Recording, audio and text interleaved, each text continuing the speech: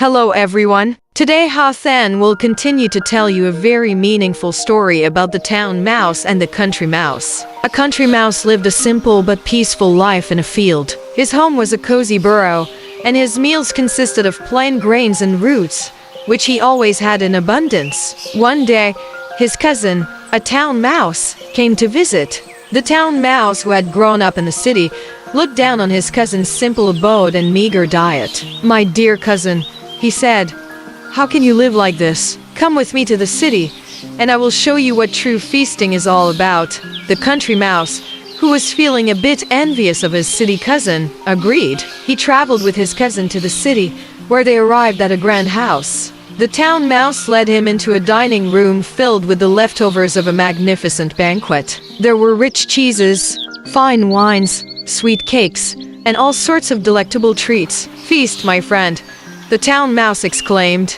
"This is how we live." But just as they were about to eat, the sound of a door opening startled them.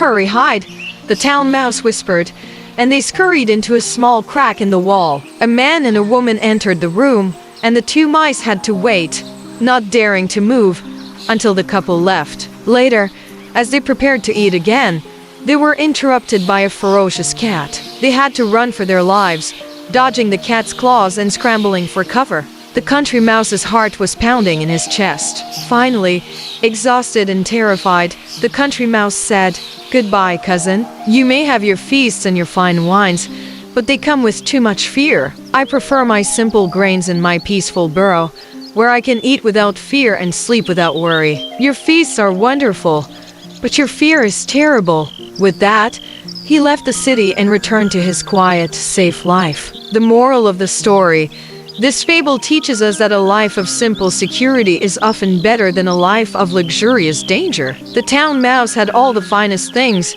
but he was never truly at peace. His wealth was overshadowed by constant fear and risk. Let this story inspire you to define success on your own terms. We live in a world that often measures worth by how much we have, but true happiness isn't a collection of possessions. It's a state of mind. It has the ability to find contentment in what you have and the freedom to live without constant anxiety. Cultivate a life rich in peace, love, and security, and you'll discover a wealth that no one can ever take away. Thank you for watching the story. See you in the next video.